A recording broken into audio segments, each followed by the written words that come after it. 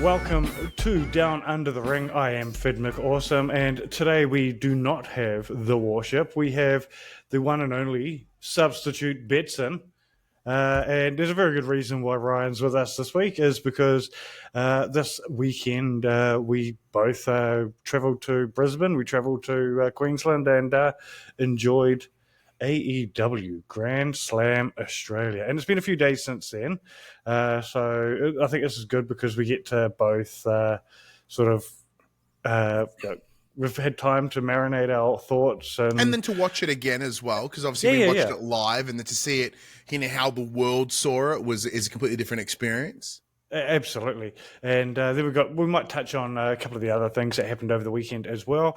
But let's talk about the main event, like the actual show, AEW and Ring of Honor.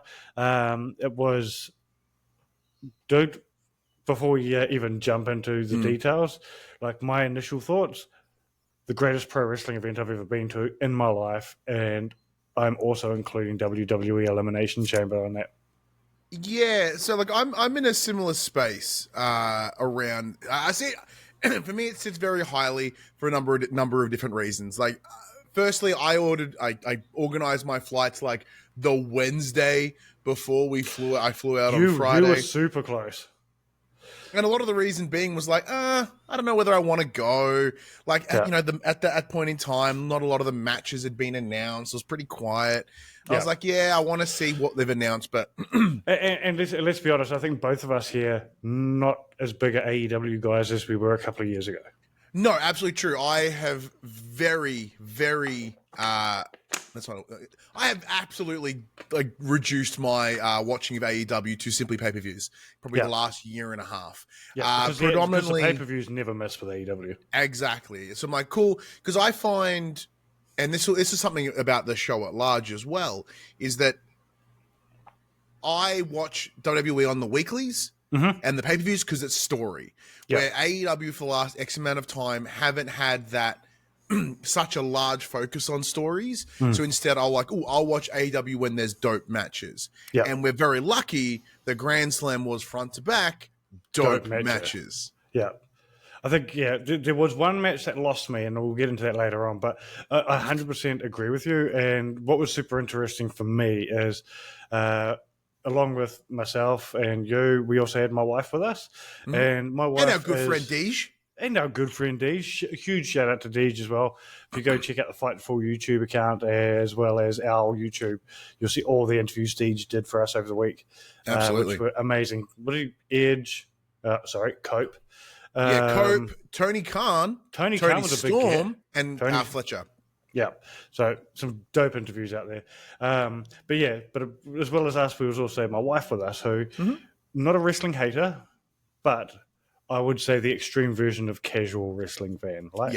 Right. Like, she's aware of it because of the proximity to you, and when you get excited, and I presume like when I do with my partner Phoebe, I just info dump her on shit. She's like, well, okay, that's about as much as she knows. Yeah, that as well as there are certain key events every year that she'll watch. Like, she'll watch Royal Rumble every single year. If there's something exciting happening, she'll tune into that. But she's not getting out of bed on a Saturday morning to watch SmackDown with me.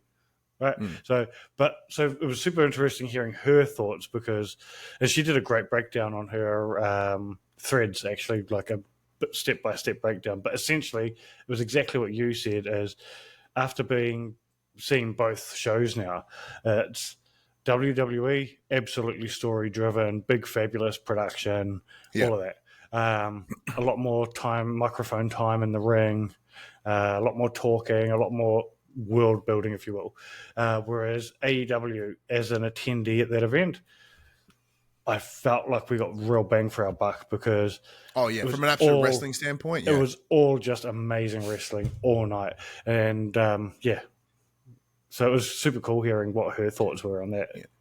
And like, I would agree with that. And one of the key reasons, and as I mentioned earlier about why I don't watch AEW on the weekly, is mostly time, and like, because I work so many indies, like, I am forever surrounded by, reasonably quality matches. And so what I go to the indies for, or why I work the indies, is for the matches. And, I watched WWE for the stories, and that's what I hope to get out of it. And there was a window of time where AEW was delivering that for me. For me, if I've had to about the big thing that got me was, the Hangman story heading into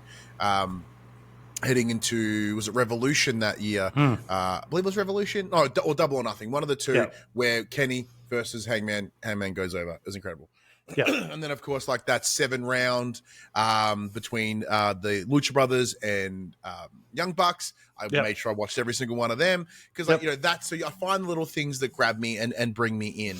And watching the show here, and aside from a little video package that we see once, and then the promo at the end of the night from Tony, Tony Storm, that is, it is, pretty. It was a wrestling match.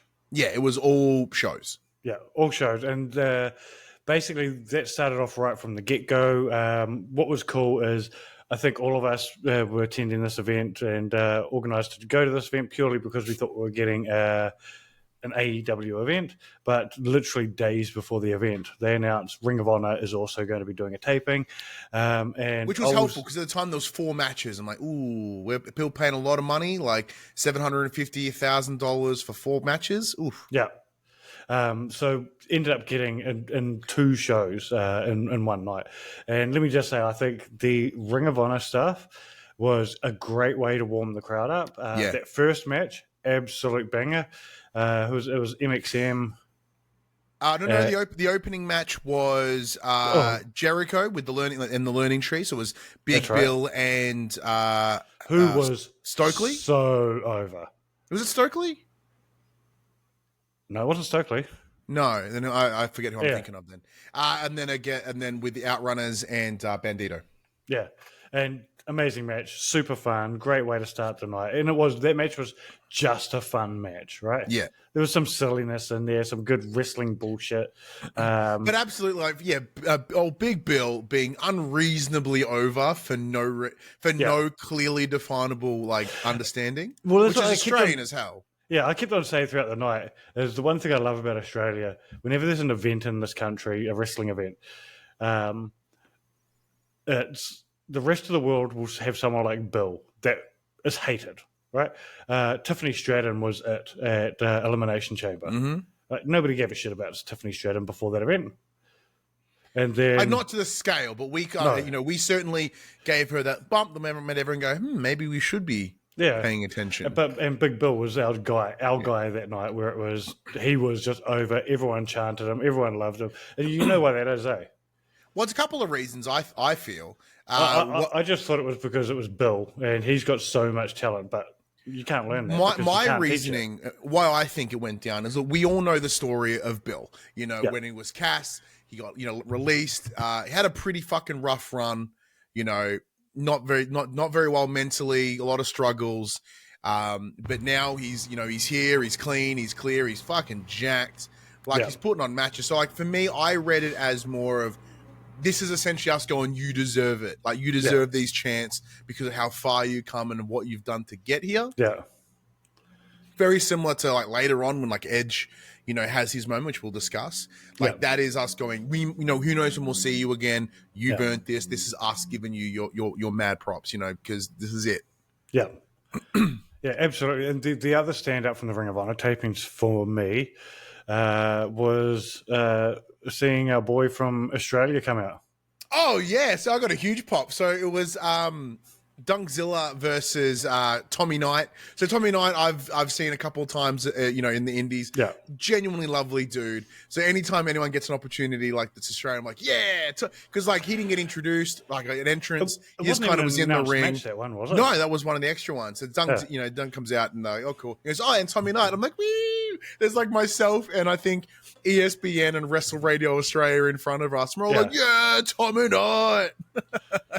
And that was great. It was so all of the Ring of Honor stuff, just super fun. I wouldn't say the crowd got super hyped for any of the Ring of Honor stuff. They did for Robbie. They got quite excited for Robbie Eagles as part of the Pure Championship match. Yeah, and that's because we all love Robbie. It's pretty straightforward. There was a bit of confusion from some people apparently about the Pure rules.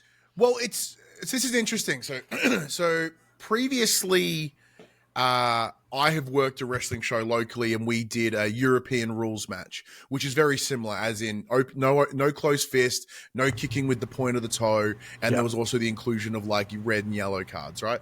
And it's an interesting thing, as the ring announcer, it was very interesting for me to have to then deliver that information to the crowd. There's a lot of info.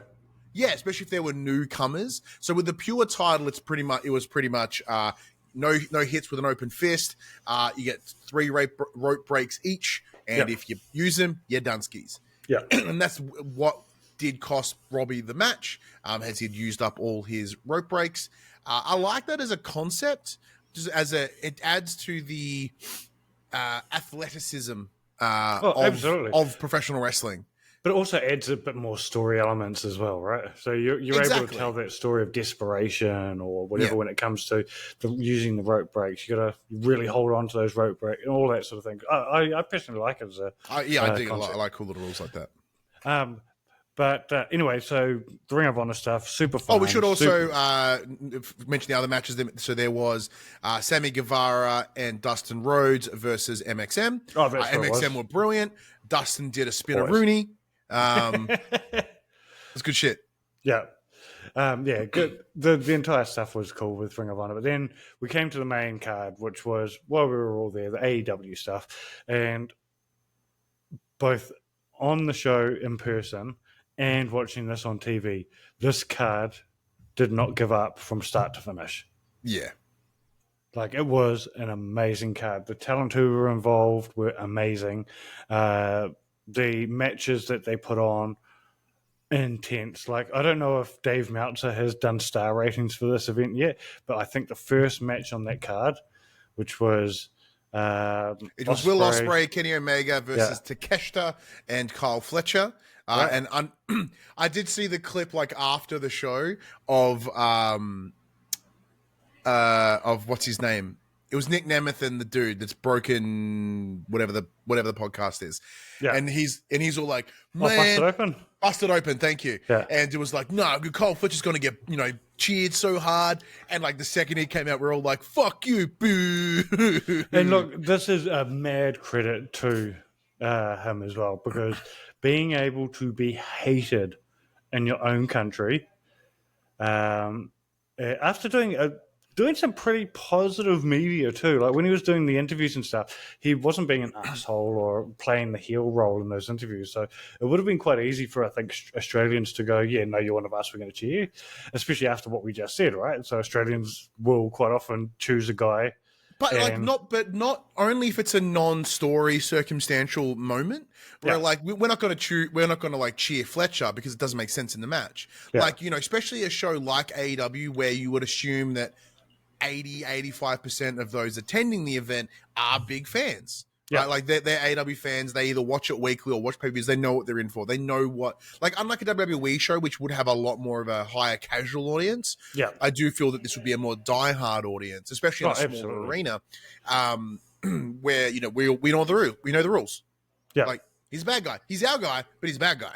Yeah. Especially when you're going against Kenny Omega and Ospreay. There's no chance. Because MGB in the chat over here on Twitch, be sure to check us out, twitch.tv/Downunder The Ring.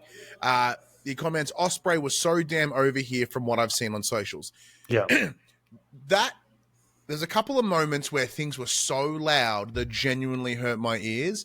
And it was the Ospreay, like that moment, like it actually hurt my ears.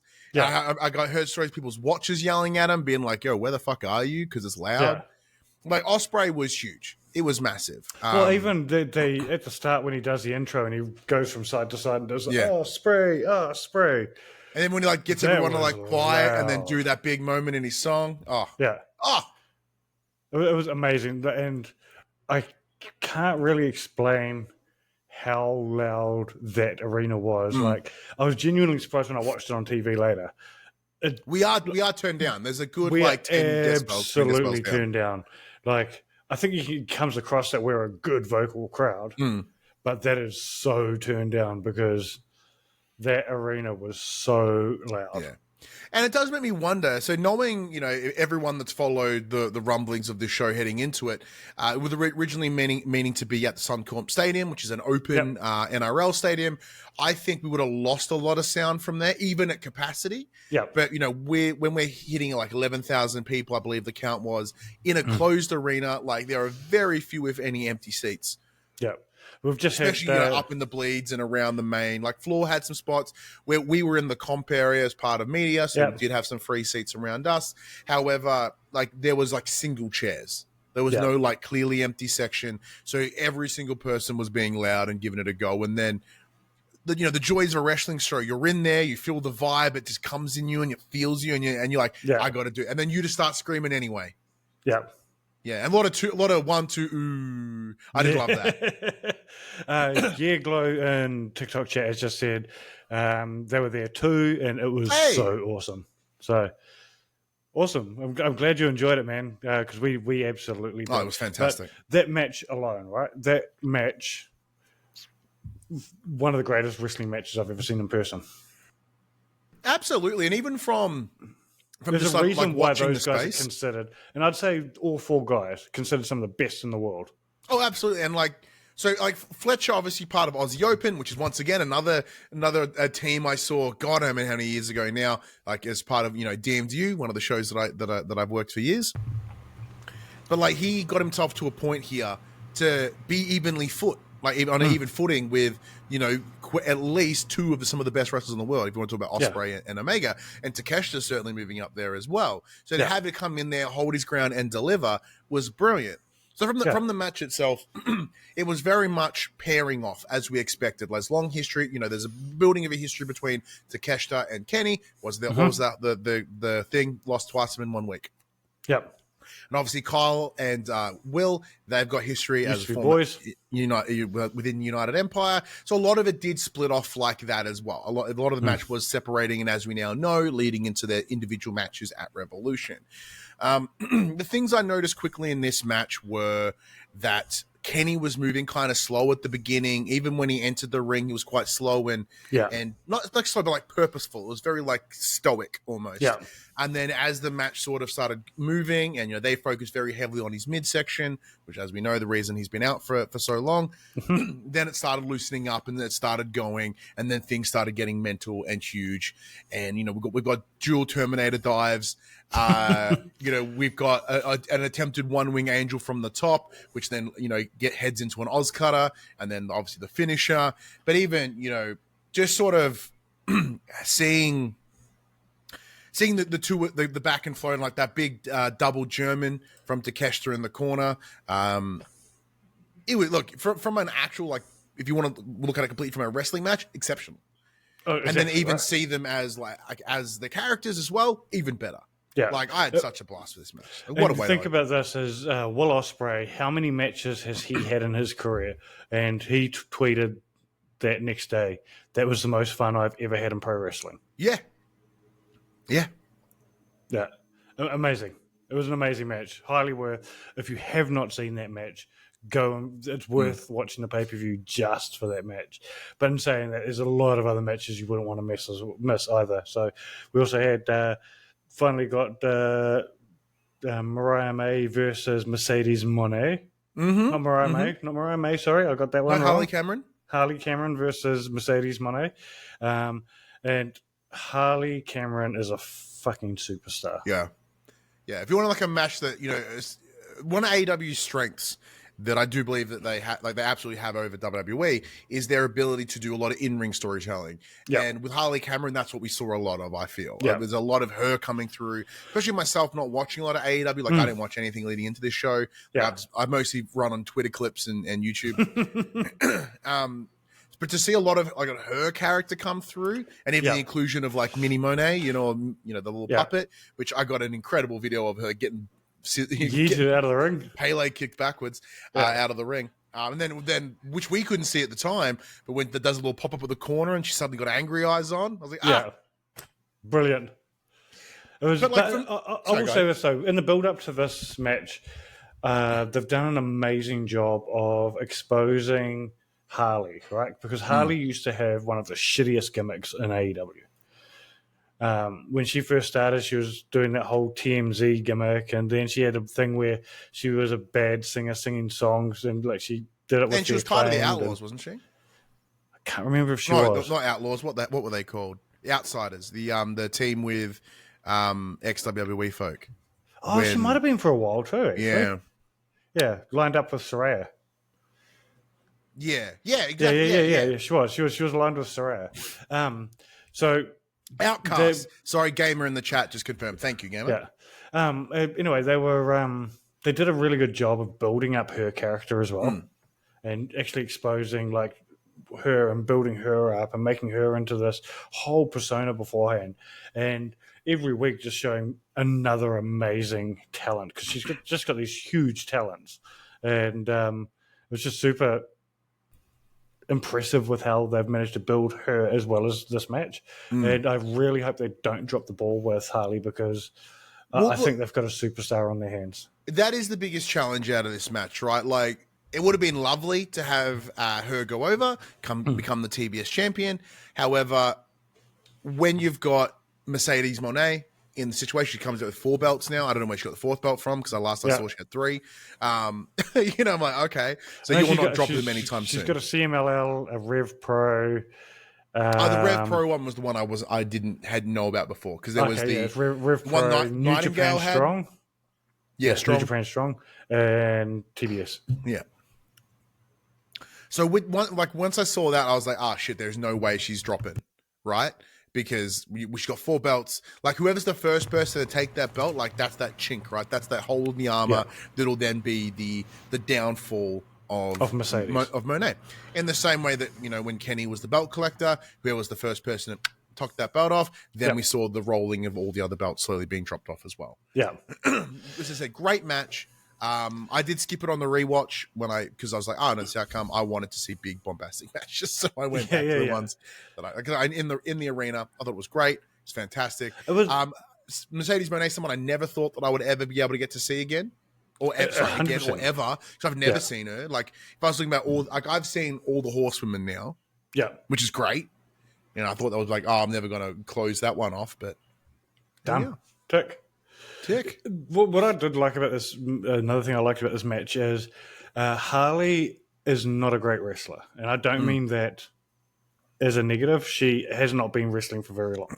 like a couple years even. Yeah. Like 4 or 5 years.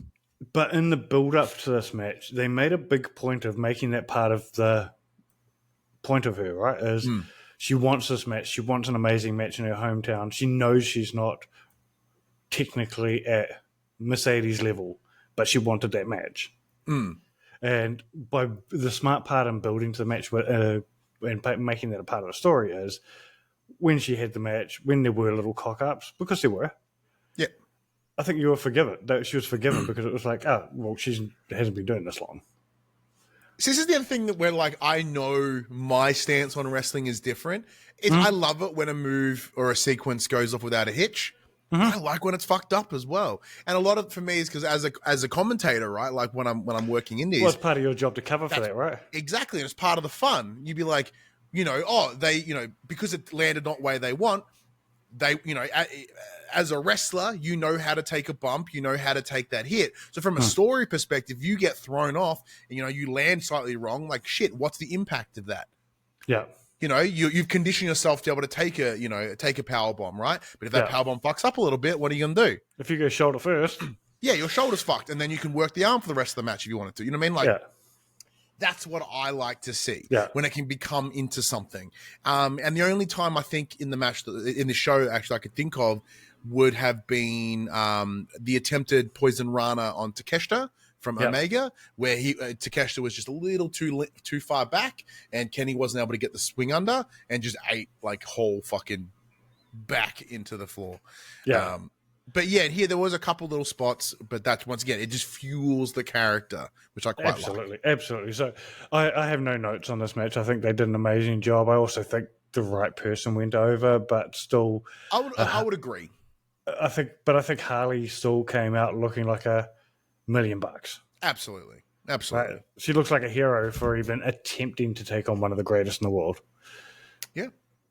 Now, this brings us to one of the coolest moments of the night, but it's also the match that lost me. Oh, really? Okay. Yeah. So we had Adam Copeland teaming with New Zealand superstar Jay White. Did we say his name right? Switchblade Jay White. Thank you. Taking on the Death Riders of Claudio Castagnoli and John Moxley. Now, one of the coolest moments of the night was, and I think I'd said this before we even went in there, one of the things I was looking forward to the most is seeing Edge / Cope come out to his music and singing along to that song. And my God, it wasn't just me who was looking forward to that, because that entire arena sang along to that. And all the way down, you can see it on the playback on TV, and basically just sang an entire verse once it went to a cappella, because you can sort of tell they dropped the music to do the next intro, which was Jay, right? And they were like, well, we can't cut from this. This is amazing. And correct me if I'm wrong, in the watch back, did it look like Cope was holding back tears? Yeah. And like, that's what got me. Like, because I was, look, okay. So this is the fun part where this goes off and they do Metalingus and I'm fucking excited. Yep. No, I'm not, once again, I'm not watching the weeklies. My presumption is that Cope has changed his song. He's not using Metalingus at the moment, right? Yeah. Is he on the weeklies? Yes. Yeah, yes. Oh, he is sick. All right, He's cool. still using it on a weekly. I was on the assumption that he switched. Yeah, no. When he returned to, when he came to AEW, he brought his music with him. It's one of the rare times that you're able to bring over licensed music. Well, there's a whole understanding around that is because he's literally friends with like Miles Kennedy and Alter Bridge, right? Yeah. You know, so the rules are entirely within him. In the same way, that's how WWE get to use. Which, by the way, I did not realize that Alter Bridge. It's just Creed with Miles Kennedy, yeah. Amazing. Like, you thought Creed was pretty rad already. They get a whole lot better without the murder. Yeah, so kicks in, Metalingus, like, once again, a song, like, an entrance that I thought I would never, ever get to experience, right? Ever. He comes out. I start weeping immediately. Like, because granted, I, as a newer fan to wrestling, I started watching, 2017, somewhere around there, 2018. So I'm late to the game. But so he'd already retired at this point. But like, one of the first things I really got into watching when I started was Edge and Chris's, show of awesomeness or whatever. Yeah. And then going back and like watching all their incredible matches together. So like, I'd become a very strong Edge fan. Yeah. And it wasn't until he walks through like that entrance at WrestleMania, not WrestleMania, sorry, at Royal Rumble 2020, I think it was. Yeah, it was.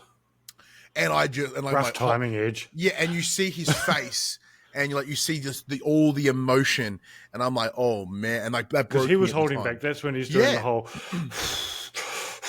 Because he mirrors that same face here when he comes. You can see he's feeling it. Like, he's like, this is incredible.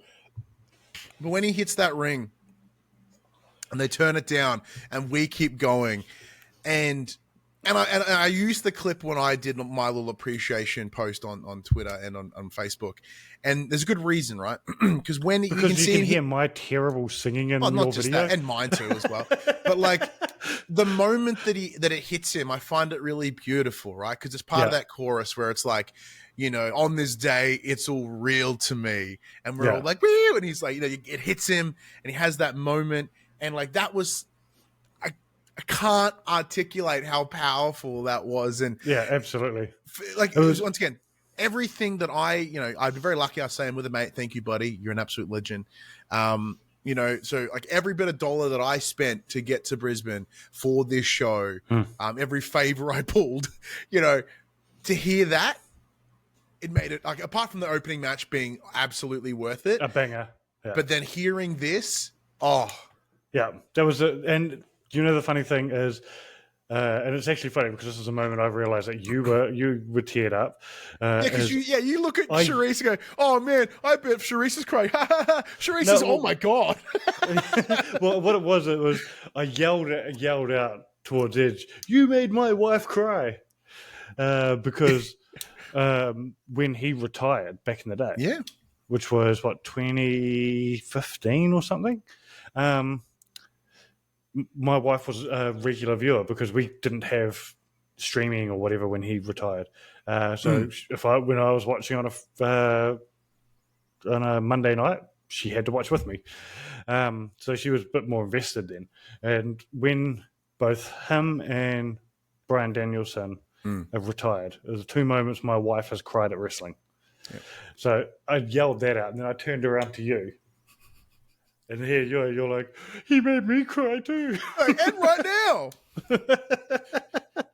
But I think a lot of us were quite emotional at that time. So it was huge. Like there's something just it sits within like the core of who we are as people, and we get that. You see it and you experience it, and like I'm probably diminishing it here, but like I'm actually I don't mean to diminish the other things I'm referencing here. But it's like when you hear like soccer chants, or when you hear cultural chants, right? Like let's just say it's someone from like the haka. Like the haka, thank you. I couldn't remember the word. But so when you hear nothing but like the folks in it, and they're just giving it like their all, and like it's fucking what's what I'm looking for? It's like lizard brain. It's deep. It's primitive. It's part of us. And then to hear everyone, 11,000 people, all yell and scream for their love and affection for one person in the middle of this ring. Yeah, like that's just Like you feel that in your like that hits you in your soul. Yeah. So Glow in TikTok chat has just said, same too. I was an emotional wreck. Oh, it was rough. And I watched it again. Glad it wasn't just us. last night. Was it last night or the night before? I watched it again, and I intentionally was, standing near my back door, went out to the backyard to have a smoke while we had it on the tally. Yep. And like my partner's on the couch. I'm actively knowing what was coming up, so I just like stayed back near the door just so like I can have a little weep in peace. And because it's even better because I've got big Atmos set up, so I was like, just crank that shit. And I was like, But This is one of the first things I noticed about this match being the Brisbane Brawl is I'm like, because having, once again, called street fights in my time, it's so hard to like monitor 2 places at the same time and be actively invested. And that brings me to the one thing I found hard this entire night, and it was this match because they were all over the show, and I'd always had an assumption because I've never actually seen I've been to WWE events a few times, and I've never seen a stadium stampede or a brawl or whatever you want to call them. Yeah, and this is my first one. I'd always had this assumption, man, these must be really hard to watch in the arena. It's like a cage match is real hard. Yeah, and sure enough, it is really hard to watch in the arena. That though, you do end up. If it wasn't for the screens that were right above us, I would have had no idea what was going on most of the time. For me, it was I was listening to the room, right, and that's where they were leading me to places. An example was like we're sitting here and we're watching in the ring. We're watching we're watching Mox and Jay White bust it out in the ring. Like, cool, this is great. And then we hear this, we're like what? And we look up and like straight in front of us, up in the boom, boom. There's Edge standing on something stupid. We're like, what the fuck? Because we were busy looking down here. Like, how did he get up there? When did he even move up there? Saying that though, there's once again our good friend Buddy Watson, who very kindly has said, "Let me crash at his place." By the way, Twitter is calling Brat Guy. Oh my god, it's becoming a thing. Yeah. Yes. Yes. He gave it his all in like every possible second he could be on camera. He gave it everything. It was awesome. There's a great shot of him going, essentially, with like Claudio in the background after this, during this moment coming down the stairs. Claudio's all blurry because he just happened to get in mid move. Everyone else is incredibly still. It's beautiful. Quite a shot. Yeah, amazing moment. I love that Brat Guys become a thing. Oh, it makes me so happy because there are so many shots where he just has the biggest grin. He's throwing up X's. He's doing jerk signs. Like, I'm so proud. Yeah. Look, I don't want to do a full breakdown of every single match, but I'm going to do it anyway because no, we won't. But we do have to talk about the main event because, of course. Well, before we do that, let's touch upon the other match that we haven't spoken about, which is the international title, Buddy Matthews versus Okada. Oh yes. That match was sick, by the way. Like, even Banger when you of a know match. that Buddy, you know, when he hopped off the ropes, he kind of like sprained his ankle a little bit and then proceed to, I don't know, run around and get launched and yeet and jump off shit. Yeah. Like, I stub my toe and I'm like, and I have to like, a walking stick and shit. Yeah. Nah, And it's insane. And like, if you want to talk about the ability to demonstrate and present character with the most simplest of actions, Okada is ridiculous. Understandably, coming from Japan, you know, where like knowing they have international audiences and there is that language barrier, you see it with Kenny as well. There's a lot of great pantomime and a lot of it's done through movement and action rather than speaking. Especially with Okada's character now being very limited speaking and just, you know, like just bitch and, you know, shit like that. So to see that here and like any moment where the ref's, you know, the camera's not near him, he's giving crowd the finger, you know, he's having a blast. Fucking what a match! There were a lot of 1-2 oohs here. Yeah, so many near falls. Yeah, like there was that big sequence that Buddy does. Was it? There's the like Buddy's Law and all that. It was that was like 2.996 banger of a match. And do you know the biggest thing that I'm most stoked about? What's that? Coming over to Australia was a great opportunity for him and Rhea to finally get their honeymoon. Yeah, kind of, I suppose. No, they're off on honeymoon now. Oh, lovely. Yeah. So, super. But we should also acknowledge that, you know, he's rocking a jacket very similar to her Elimination Chamber jacket. Beautiful. I don't know if you saw the tweet that I did, but I did. I've managed to find the jacket from last year and the artwork from the same artists, which I really want to say the name and I can't remember, but go have a look on my Instagram or on my Twitter. I shared it on there. And then of course going with what's her the lock she does, the big leg crank. Yeah. What's it called? There was a lot of nods, which I think was great because it was almost exactly to the day, 12 months apart. You know, as once again, WWE fan, love that. But just seeing Buddy do Buddy shit is so good. It's so good. Exactly. And of course, once again, to that tribal shit comes out, you know, Hellhound. Love it. Yeah. And look, Okada's amazing. I'm glad I've seen Okada live now because I've only ever seen New Japan stuff with him, right? Apart from what I've seen on TV with AEW. So, before we get on to the main event, Bales on TikTok is saying, "Howdy lads, Grand Slam was awesome. He got a chest infection from it, so he's bedbound at the moment. But it was a great night." Is that just from yelling too hard, dude? Like this maybe. Also, the rope break was the best rope break spot he has ever seen. Which one's that? Sorry, that must be from the. Sorry, I'm scrolling through the Twitch chat. Sorry, can you say it again? The rope break was the best rope break he'd ever seen. Oh yeah. It was good. Yeah. And also shout out to Rebel Ninja 89 over here in the Twitch chat. They did say AO and we did get a little bit lost in the thing. I did jump in and say, if we don't mention your message straight away, we'll be back at the end. So we will come back and roll through the chat for anything that we have missed. Absolutely. Now, this brings us to the main event. And we were just saying earlier, AEW doesn't tell long stories. This story here has been going for a while. They do tell stories, but it's just not how... like as story focused or driven or in your face as say WWE would do. But I would say that this is a story like long-term story they have down. Like they'll reach fucking back, which I love. But this one here is a homegrown AEW story. It has been told for well over a year now. About 18 months or something crazy? Something like that. Time. And this one here is Timeless Tony Storm and Mariah May. And dude, what a story. No, I'm not just talking about the story before and the build up to this, the last 18 months. They told some amazing stories in that ring. Like, there was a time there where a moment during that match where it looked like Tony was going to get his shit rocked and it was going to be all over. But it was the stereotypical, but I'm not saying that in a bad way. But it was the old story of, gets beaten down, and then has the great comeback. But, dude, there was a long time before that comeback happened. Yeah, well, it certainly was a long match. I don't think it certainly didn't push the hour time limit that it was given.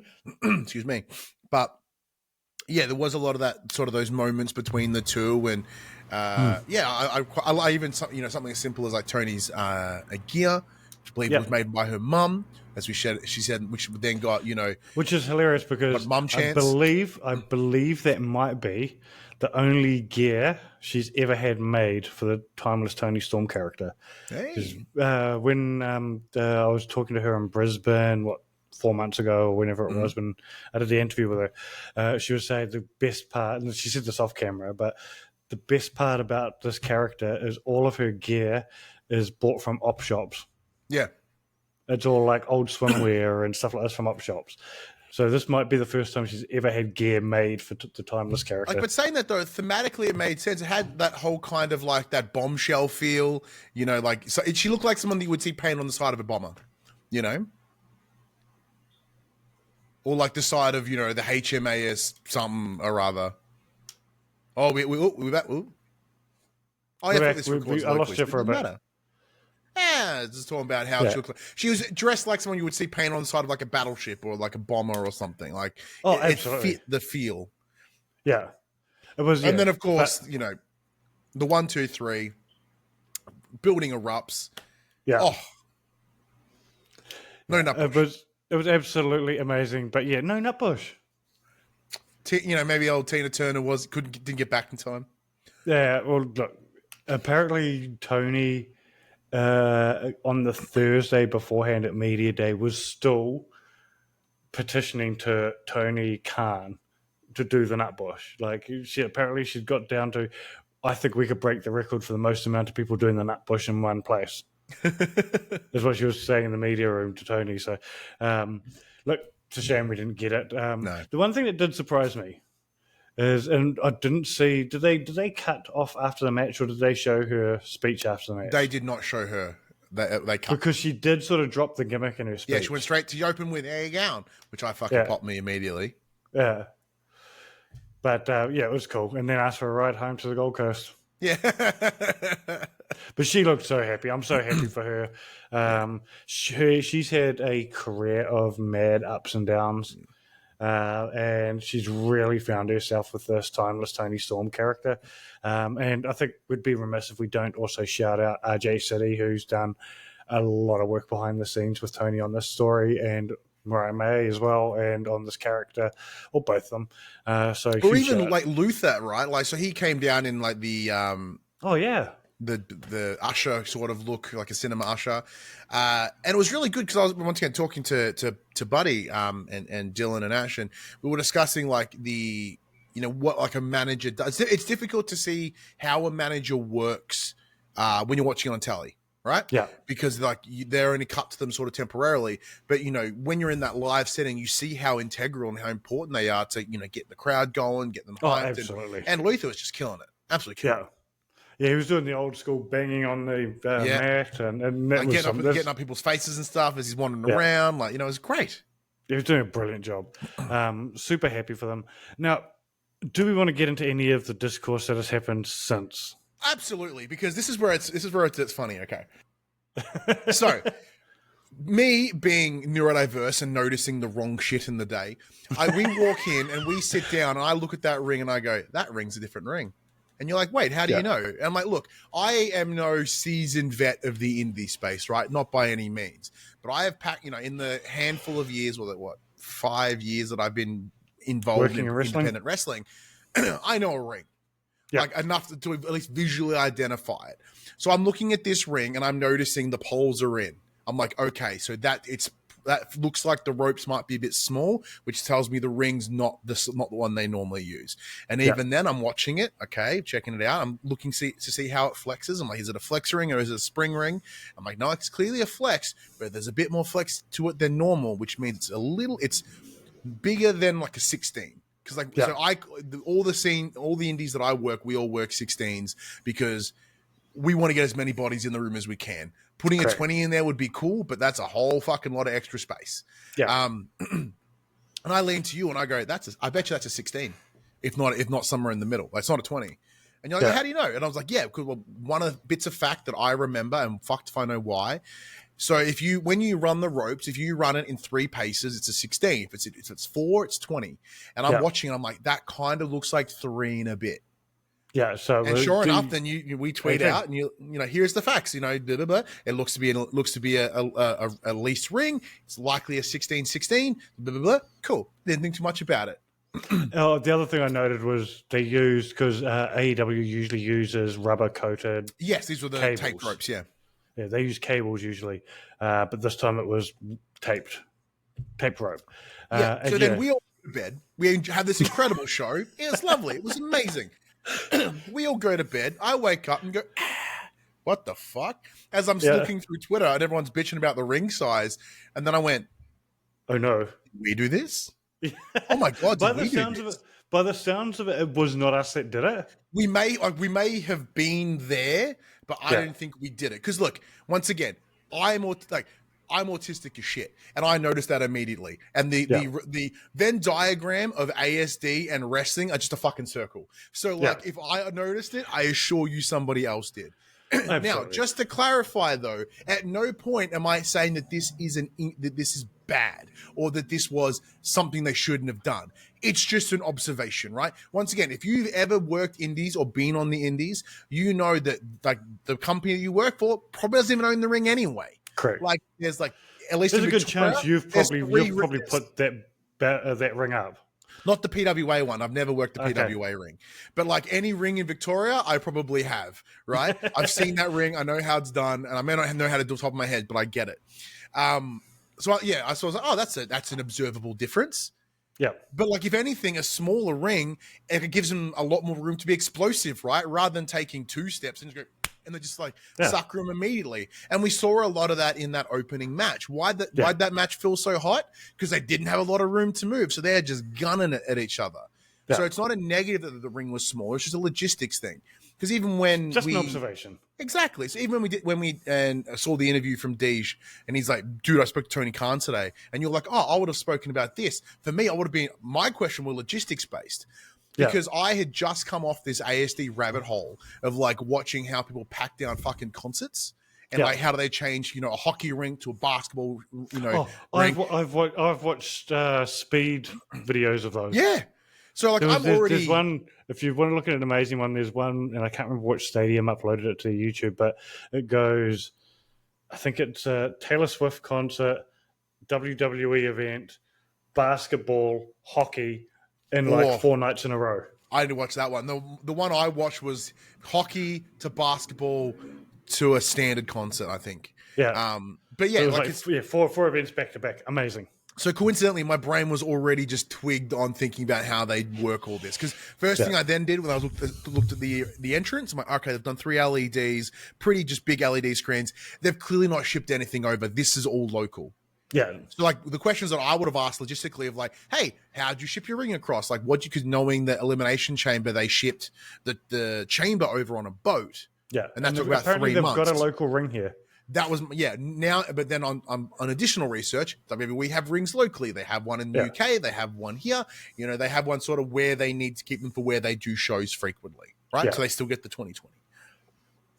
So like, it was interesting that we had the observation and then it kind of blew up and then I got real worried that we did it. Yeah, but then it just, internet fans being weird, they instantly started, let's not say internet fans, anti-AEW fans being weird and making it a negative. No, it's demonstrative of the IWC just being shit overall. Yeah. And it was the amount of people that the amount of people I was telling to touch grass over the last couple of days. It's like, dude, if this is your problem, your life must be fine if you've got all the time in the world to worry about a wrestling company's ring size. Absolutely. And if they're like, oh, the wrestling's worse because of it, like, no. No, that wrestling was amazing. Yeah. For multiple reasons. And like, once again, it makes like, yes, my original concern was like the post coming in, but like, okay, once again, they're experts.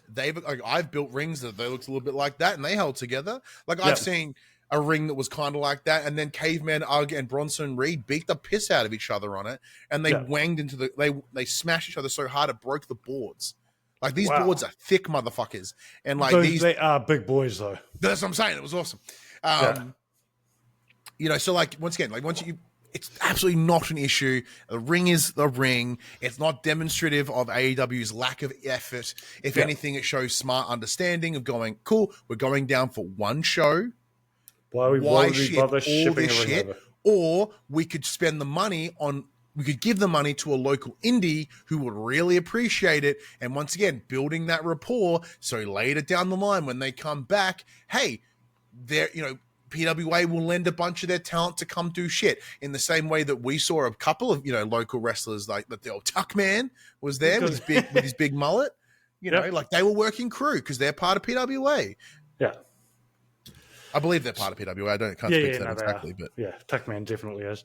Who's it? I think there was also on the floor was the bloke that Grayson Waller wrestled a couple of months ago in Sydney. Oh yeah, I think so. Yeah, I think JXT worked crew as well. That alone is cool to see, because I remember when I sit there, we're like, they're all talent. Yeah, like, something's going to happen over there. Sure enough, did. I was at a party with Tuck Man about 2 months ago. So there's so yeah, and we had the observation. What's your stance on all this ring nonsense? Oh, it's bullshit. It's stupid. Like I said, it's if this is what you've got to worry about, then you have no problems in your life. Good on you. I am happy for you. Yeah, you must be doing so well, man. Well done. Oh, exactly right. But it just comes down to the show was so good. This is my take on it. The show was so good that they're starting to nitpick things to be angry at. Look, absolutely, because there's no other apart from I see a lot of Hogan Monet shit. Yeah. But that's just any time that there's someone that's winning. Yeah. Once again, if the internet wrestling community booked a show, would be the shittiest fucking thing we've ever seen. Yeah. Outside of that, there's really nothing to pull apart. And anything that they could pick apart were all logistic shit, which they don't care for because they're not in this fucking country, you know? And that's the other one, right? So the other point that happened is, of course, we had this was announced as a stadium event. There were people that paid stadium prices and ended up being an arena. And then finding out that some people paid very cheap prices after the fact. I understand their frustration. This next thing I'm about to say is not aimed at them because those are the people who I think have valid claim to be a bit pissed off, right? You paid top price and you ended up getting an arena experience. I think you still got a great experience, but you didn't get the arena and people got cheaper tickets. So that admin out of the way. To all the dickheads internationally who were complaining and basically saying AEW is in the mud because they couldn't sell out a arena in Australia. There's a few things that I would like to point out. One, AEW is not an easy product to find in Australia. Not at all. It is on ESPN2 on pay TV. It's on KO and it's on both of those. Fuck. Yeah, but it's also on both of those services, both of those expensive services, at on-tape delay, so it's not live. Yeah. Then if you want to watch it live, you have to watch it on Triller, which a lot of people do not have because Australians just don't care about Triller as a platform, Triller TV. I have it, or I had it, I should say, and it was just for AEW. Thankfully you get AEW Plus or whatever, but no, even then. So basically the point I'm trying to make is AEW does not have a casual audience in this country. No. Where WWE does because it's on networks and television that everybody can find, and it's been in this market for 40 plus years, right? So it's been in the Australian market for years and there's got a big casual viewership as part of pop culture. The amount of people that I spoke to in the last couple of weeks when I said, I was going to Brisbane this weekend. Oh, what are you going there for? Oh, there's an AEW show. Oh, what's that? Oh, it's like WWE, except, and you've got to give a bit of an explainer, and they're like, oh, cool, who wrestles there? And then you've got to... Well, yeah, literally, I got a message from Max, my co-host of my podcast, going, hey, he sent me a picture of the banner of, Edge and, Cope and Jay White, and he goes, hey, isn't this dude wrestled the other place? Yeah. So, that's how little, right? And, once again, I talk fucking wrestling at Max all the time. And even he, he wasn't able to identify that, and that's fine. But look, when it comes to ticket pricing and all that sort of stuff, yeah, it was meant to be a bigger show, wasn't there? That sucks. However, This comes with everything, right? They're like, I heard towards the end that apparently in order to put people in seats, well, we know this to be the case. They did the buy one, get one free for the bleeds. Yep. But apparently you can get floor tickets for $50 in the day. Yep. Now, I don't know anyone that's actually bought those tickets. I've not verified that myself. Have you? No, I haven't spoken to anyone who got cheap tickets. That sucks. It really sucks. However, that's everything. Like, hey, you bought this game at launch. You paid $120. I'm sorry, a month later they're cheaper. Yeah. And like that happens, and it doesn't diminish your ticket in any way. Because you still got the seat, ideally the seat that you wanted in the area that you wanted, you still would take your seat home if you paid those prices. Yep. Like if I'd paid like $800 and the person sitting in front of me paid $60, that would fuck me off. And that's a well earned complaint. Yeah, absolutely. But the people overall experience, that center was way better. But the thing is, the people that are complaining are people that don't live in this country, that were never going to fly over to go to the event, or it's people that were not going to go to the event anyway. They're complaining for the sake of complaining, and they're using it as a way to say that AEW is shit. Exactly. Right? And AEW coming back next year, and from what we've heard, the year after, so eat dick. Yeah. But the thing is, right, do I think going into a stadium was ambitious? Absolutely, yes. 100%. When they first announced it, I said that it was ambitious myself on this very show. Yeah, because this is the thing, right? And I know you and I have discussed this for all the reasons that I said earlier. That's the reasons why I thought it was ambitious. Well, because you and I have discussed this all as well, right? Everyone's gone the idea of like, they never said it was a pay-per-view, and that's true. They didn't. Like they were consciously vague. Whatever you want to say, absolutely true. Tony Khan and the marketing team behind AEW were consciously vague. They got a stadium that should fit pay-per-view. Therefore, if for any reason it did happen to sell well, they're covered. But they could scale it back like they did. They chose a show that is one of their, regular fancy pants named weekly shows. They didn't call it Revolution. They didn't call it Full Gear. They didn't call it Double or Nothing. Yep. Like it was literally one of their fancy shows. One of their special events. Your TV's going off there. It's not my TV. It is TikTok saying, "Hey, you've been inactive on TikTok." No, I'm not. No, we're going right now. Yeah. So look, with that in mind, they had everything in place to pull back if they needed to. And when you're going to a country for the first time, could you have played conservatively and gone to that arena first? Yes. Then you could have had the ability of saying sold out show, which they didn't. Yep. It could have gone the other way, but then trying to pivot from a small arena to a big arena only happens if you're the big you're the man. Yeah. And very like AEW ain't it. Yeah. Here's what I think though, like exactly what you said earlier. AEW has announced they're coming back next year. They're coming back in 2026. With, the ticketing company, not the city of Brisbane, by the looks. Yes. So I'm thinking they're doing the coast. I think Sydney next, personally. But like Sydney or Melbourne would be fine, either either.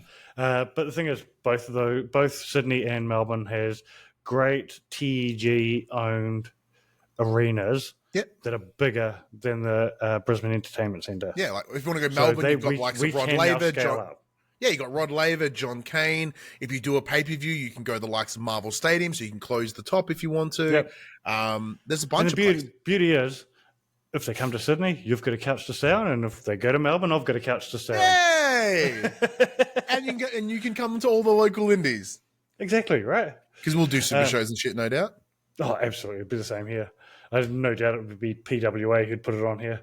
Yeah, it would probably be Renegade. So we get to see the small ring again. Oh, it could be MCW.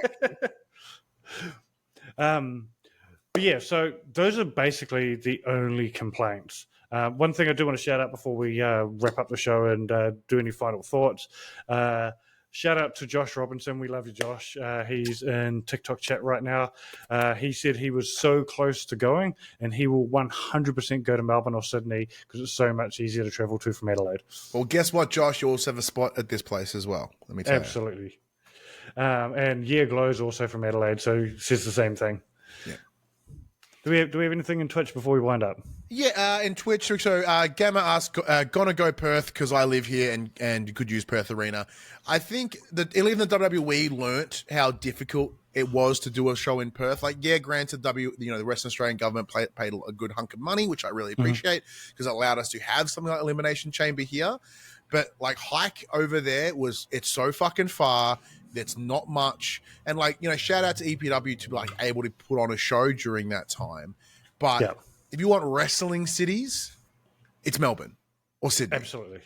Like that's what it needs to be. And like Perth's great. I loved my time at Perth, but it's just so fucking far. And like no international flights fly in to Perth.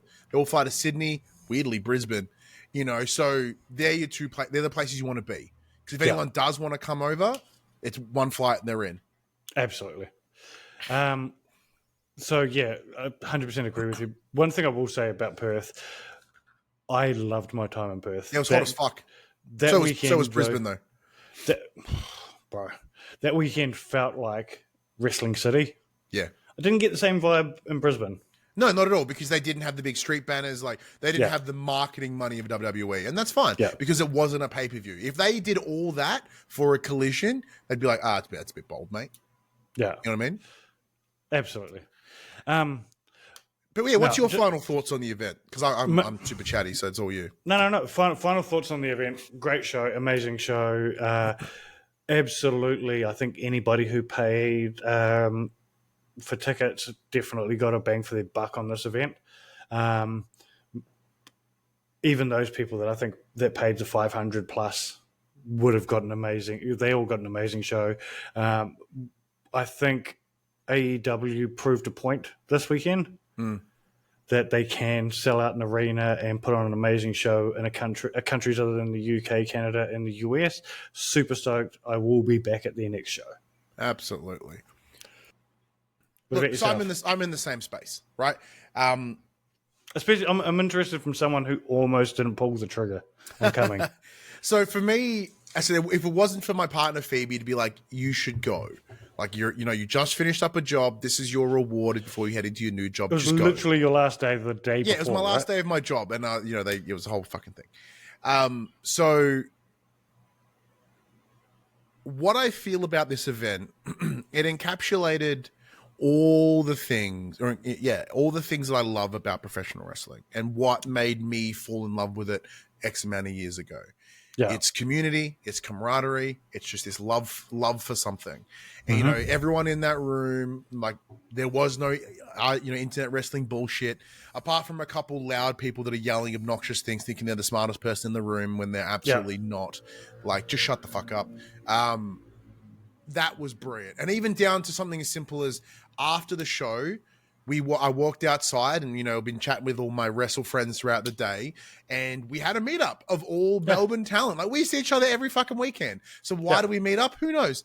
But like, we all came together. We all was like, yeah, we're all here in Brisbane. Woo. I loved it because there's also the two cliques of Melbourne wrestling as well. There's like off to the one side, there was all like the upper echelons. So we're talking your Renegades, your MCWs, PCW. And then there was us, which were the middle. Like, I work at both, but there's you crossed the line on both. I do cross the line. There's that middle tier indie, and like that was fun as well. So it was cool to sort of see that separation. And of course, big shout out to Mad Dog in the chat for taking the photo of us. Much appreciated. Yeah. And look, I will add much the same with the camaraderie. One of the highlights for this weekend, and it was the same for me last year in Perth as well, is all of my wrestling friends online. Some I've never met in person, and some of them are the first time we've met, but some of them are people that I talk to every single week. Yep. Being able to catch up with all of them at these events is always awesome. But it's also people who I would consider my close friends, like yourself. Matty Mouse, who I've known for like 10 years. And, seeing that shot of him just standing up, big shit-eating grin. Yeah. Love it. But yeah, being able to catch up with them to all enjoy the one nerdy thing that we all share. Right? Absolutely. One thing I do want to shout out to as well is shout out to Gemstone, because... Of course. I've been talking to Gem online since I stole her spot on your podcast about 3 years ago. Oh yeah. And it was the first time I'd ever come across her was when she responded and found out that you were doing a show with me at the thing. And she was like, hey, how come I'm not booked on this? And I followed her. We've been talking ever since. So, but it was great. It was great to meet Jem in person. Well, because like Jem's the individual that's responsible for getting me into the scene. You know, like she had friends in the local space. So when I started watching wrestling, I was like, I'm going to see some indies. She was like, come with me. I know people. Yeah. You know, and her and I have had a journey side by side in the indie space, you know, where she's, you know, I've kind of come behind her because, you know, I have, there are things in my life that prevent me from throwing myself in as much as she does. Just like having kids and being in a different, like not living in a city plays a role. So she goes, but like it allows me to then coattail through her. So it's beautiful. But yeah, as you mentioned, like, meeting up with yourself and my friends like, you know, Buddy and Ash and Dylan and then all those folk. And then even someone like Deej, right? Like I've met Deej at Elimination Chamber last year. At the 2K event. We went to the 2K event and we just had a chat and lovely. And like, we ping each other on socials, like, hey, I like his picture and, you know, occasionally likes mine. And but it's one of those things where like, oh, we did, like, it's just acknowledging each other's existence from like acquaintance and we're in a similar bubble. But to be able to have that and then like, you know, he came and he sit next to me and we were chatting and it was just like, oh, hey man, what's going on? I remember you. Yeah. And like, just have that ability to like remove or preface, and especially if someone, as I mentioned, like super neurodiverse, right? So like, I'm not always the best at social encounters, especially people that I don't know or don't feel comfortable with in order to like completely demask. But like, you know, he made us super comfortable, was super chill, and he was a fucking great dude, an absolutely great dude. Absolutely. And I think this is the one thing is this is my one thing. I think I'm going to finish on this, to be honest. And also, they should have had more merch stations. Oh, merch was a cock up. Absolutely. Yeah, absolute cock up. Yeah. I think my final thing in this is I fucking love pro wrestling. Me too. And it's for these reasons. It's not just weekends like this, but it's just something that is so stupid to enjoy. Yeah. It's the greatest form of entertainment in the world.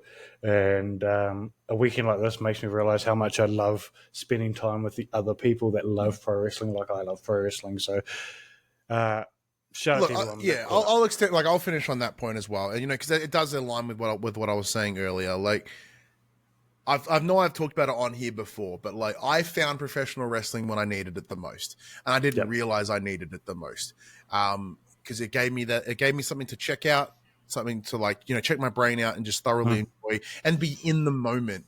For, you know, if someone like myself with my brain ADHD going 1,000 different places, very rarely do I just get to sit and be part of something because my brain's thinking of something else or whatever. So, but with the wrestling, I can just lock on with what's happening in front of me, whether I'm calling it, whether I'm ring announcing, whether I'm just watching it. Like that, there's something to that to me that is just incredible. And then by extension, I've met some of the best people I've ever, like some of the most important people in my entire life through wrestling. Like they may not realize it, including yourself, but like the impact at which these people have on me, like this is what fills my cup. This is what keeps me going. This is what gives me value. This is what gives me, you know, it's a part of the world that I found by accident, but I'm so glad I found it because I didn't realize how much I needed it. Absolutely. And on that note, so yeah, thank you to everyone that's ever been a part of my wrestling journey. It's not stopping yet, but you know, it's.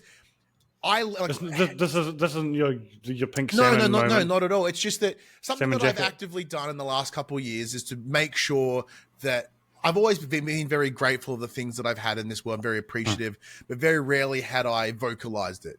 So like, I'm just very conscious that, you know, whether it be something as simple as Buddy giving me somewhere to sleep, you driving me places, you know, you bringing me onto this journey that is down under the ring, or all these little things that have been done throughout my life, you know, especially in the last recent years. I'm so immeasurably grateful and appreciative of what I have. And then to be able to, you know, be in a position where I can just fucking fly in a state for a weekend and just spend more time doing the shit that I love. And then of course my partner, right? Like understanding, she goes, no, you need this. Yeah. It's what you do. Well, look, I'll say shout out to both of our partners because mine came along for the ride to an event that she probably would have been fine not going to, but she wanted to be a part of it. And so, we found turtles. You and my wife were both obsessed with those turtles. These turtles are great. But before we wind up, I just want to say a few thanks. Firstly, thanks to AEW. Yes. Thanks to AEW for one is bringing us on board to do a bunch of interviews in the build up to this past weekend. We've got to interview some amazing people and have them on the show, whether it be on this show or whether it just be on YouTube or Shorts or whatever. So huge shout out to those people. Oh, and shout out to AEW for giving me like 80,000 fucking impressions over the last 5 days, thanks to all these videos. Woo! Shout out to our boy Buddy, because Buddy came to the rescue when I had to fly into Brisbane at super short notice as well. And he helped me film those first few interviews, but he also put you on a couch. So no, he put me on a mattress that then had a leak in it, which we didn't know about. So then I had to MacGyver my own pot out of blankets and a I was mattress. being polite and not going to mention No, it's a fun part of the story because I was like, I don't give a shit. I'm not paying anything, and I didn't expect to have anything. So yeah, this is brilliant. And while we're talking about people bailing us out, huge shout out to Deej. Follow him online at King Deej. When we had a very similar moment where we got super short notice interviews in Brisbane, I couldn't make it there, and he was more than willing to go and do those interviews for us. So shout out to Deej, and shout out to Fightful, our friends at Fightful, who have given us a heap of viewership over the last few weeks by hosting all of our interviews on their YouTube account and bringing us in. Thank you to them for just letting us say we did some shit for Fightful. Like, what the hell? Who gets to do that? Right. It's incredible. So those are my thanks. And thanks to you as well for joining us and being a part of this as well. Oh, is that me or the That was viewers? you. That was you. Oh, no, absolutely. Thank you, man. Like, I used to have a wrestling show back in the day. Like, I just stopped and, you both yourself and Shippy. I love being substitute bets and by extension, being given the opportunity to do this cool shit in Brisbane for AEW Grand Slam. I'm very beyond grateful. Yeah. And on that note, thanks everyone for tuning in. Whether you have listened, whether you've watched, listened. Make sure if you're listening to on a podcast, make sure you give us a review, give us these likes and stars and stuff. If you're watching this on YouTube, do all the same thing. Lots of comments, lots of likes, because it does actually really help us. If you want to follow us, you can follow us everywhere. If you just look up Down Under the Ring, we're at DWN Under the Ring on Twitter, and we're at Down Under the Ring on everything else. You can follow me at Phid McAwesome on everything. And where can they find you, Betson? You can find me on Twitter at HaggardMC, HAGGARDMC. Instagram, you can find me at my outlet, the Pop Culturists. So if you do happen to be a big fan of PlayStation specifically, I do a weekly show called For the Players, the Pop Culturist PlayStation podcast, where we deep dive into PlayStation each and every week. I sell ourselves as the late show of PlayStation podcasts, in that it's crammed full of personality. It's pretty fucking weird and silly, but it's also grounded in a lot of informative and years of experience. I've got like the better part of 10 years experience in games media at this point. So that's what you get. And also talk a lot of wrestling in there as well. But yeah, that's probably the best places you can see me. Awesome. Anyway, shout out to Shippy. Love you, Shippy. Hope you're feeling better. Can't wait to have you back. And to everyone else who's watching, listening, and wherever you are, you want to find us, you know where to find us. Down Under the Ring.